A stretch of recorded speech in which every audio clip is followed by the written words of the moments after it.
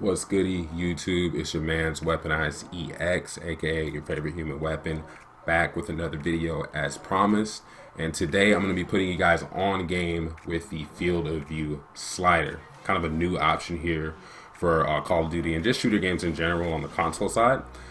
It's something that's been available for PC players for a while, but they're kind of like introducing it to console, with consoles getting more advanced and them being able to just do more stuff with it. So super cool video for you guys today. Don't forget to like, comment, and subscribe, all that good stuff. So getting into it, what is the field of view slider? Basically what it is it's a setting that allows you to control how zoomed in your screen is. So you can think of it like this: the more zoomed in you are, the bigger targets are on your screen. At the lowest setting, you can almost make it to where you're like partially ADS at all times. And on the wider settings, it gives you kind of a wider screen, almost like a fishbowl effect, where it's kind of a better setting for more advanced players, and you can really see a lot of different things going on around you and take in more information.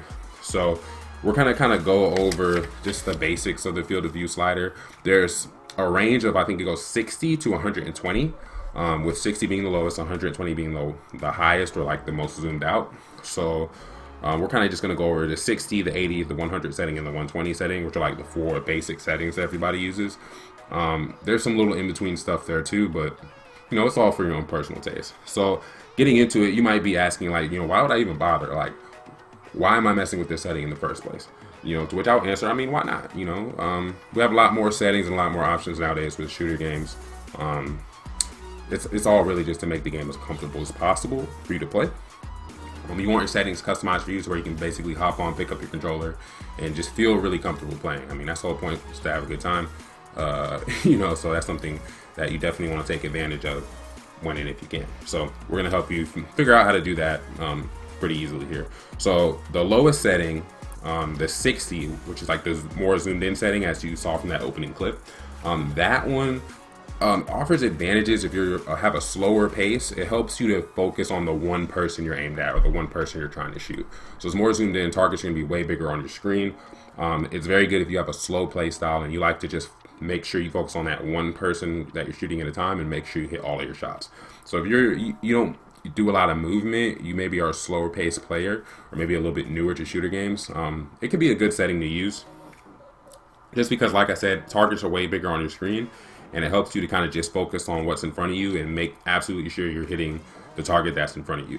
Only problem with that is it's very easy to get tunnel vision. As you get more advanced and you start engaging in more back-to-back gunfights, or you're fighting people more like up close, it can get a little tough, because it's just harder for you to really track people when they're moving off of your screen, and it's very easy for someone to move off your screen. So if you're shooting at somebody who's doing a lot of movement, or you're doing a lot of movement, it's going to be very hard to track people. So that's something to keep in mind. Also, something I found just experimenting with the setting myself, that zoomed in like 60 setting it's a little shaky. Like, even just because you're partially ADS at all times, so it almost feels like when you're trying to run and you're in scope, it feels like your screen is just bouncing up and down and shaking a lot just as you're moving around. So that was something I didn't like about it. But going into the 80 setting, that's the standard console setting, just kind of gives you that classic Call of Duty feel. Just like Call of Duty back in the day, if you remember playing Halo back in the day, 80 basically is what we were playing on. It's like the standard field of view setting for console. You know, it gives you a nice balance of everything. It helps targets are like slightly bigger on your screen than maybe some other settings, and it kind of gives you still that option to be able to track multiple people and track people's movement, even if you're aimed in on one person and you're focusing on that person. You still get a little peripheral vision. You can see people approaching you and different things like that. It's just a good basic setting if you're taking a mix of gunfights. You're taking up close gunfights, far away gunfights, you know, at a decent pace, you know. Now next, going into the settings 100 and 120. 100 is the setting a lot of people are going to say is the best. I personally agree with them as well. I think 100 is the best setting. The reason why is with 100, it gives you a wider field of view than what you would normally get on console, which is really good for switching targets, for seeing other targets approaching you, and being able to kind of just have that wider field of view and be able to take in more information. Now, again, I'll say this: getting more information isn't necessarily a good thing unless you know what to do with it. So this is more of a setting that's going to be for advanced players. You've been playing for a while. You tend to take more aggressive gunfights. You tend to fight like maybe 2 or 3 people at the same time or in rapid succession. So what it allows you to do is just have that wider field of view and be able to see multiple people and quickly judge, okay, I need to fight this guy first. I need to isolate away from this player. I need to hide from this player while I shoot this player.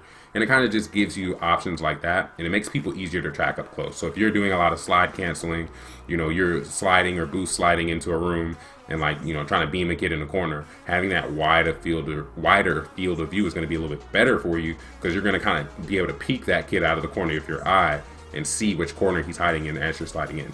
Now, the only downside to this is the further away somebody is, the smaller they're going to be on your screen. So they're going to be noticeably smaller when you're trying to cross map people with this setting. So that's something to keep in mind. An extra tip for you guys too, any field of view setting you're going to use that's going to be over 100, like anything 100 and up, I would definitely focus on using the flashlight attachments or the reveal distance attachments. What that's going to do, it literally puts a little red dot over enemy players as they're approaching you. And I haven't really proved this, but to me, I feel like it makes enemy players stand out more. Like it does something to their outline where you can see people like literally easier. I know that's been a big complaint with this game and with Modern Warfare 2 was, hey, you can't see anybody. Like people just blend into the environment so well. So for me, there's a noticeable difference. Those flashlight attachments really help just being able to see players and to help you pick players out and all the different stuff that's going on. And if you think about it, that's what the wider field of view is for anyway, is for trying to, you know, basically get a wider view and see people easier. So the final setting is going to be the 120 setting, like you guys saw in that opening clip. You're going to see a lot more PC players using that. I call it like the fishbowl view. Everything's super zoomed out. For that setting, it's really great for just taking in the maximum amount of information, but your shot's going to need to be really on point because targets going to be very small on your screen at a distance. So you got to be really precise with your aim. And it's really good for players who maybe play on a higher sensitivity, kind of like PC players tend to do. And you're really good at just snapping and locking on to different targets, because that's what it's for. I want to take in like the maximum amount of information I can so I can see the maximum amount of targets that I can. And I'm going to be a player that's really aggressive and really good at switching in between those targets. So that's what the kind of like the 120 setting is for. Only bad part with that is again, targets are going to be really small. And, you know, depending on what kind of rig you're playing on, you might see some frame drop. You might see some different things going on with the rendering, because it forces the game to have to render more objects and more of a screen at the same time. So it's going to put a little bit more stress on like your system or whatever you're playing on. So, shouldn't be too big of an issue if you're playing on console, but that's just something to keep in mind. So what we're going to do, we're actually going to go ahead and just really quick show you guys where these settings actually are. If you just hit start from the main menu, you can see controller will be the first thing that pops up. Just tab over to the graphics setting, and then the field of view settings are going to be down here. You can even see a little example there. And like I said, it goes from 60 to 120. So I'm going to show you guys one more clip just to give you a kind of a better idea of what it looks when you're actually shooting at somebody and trying to acquire targets. And then I'll see you at the end of the video.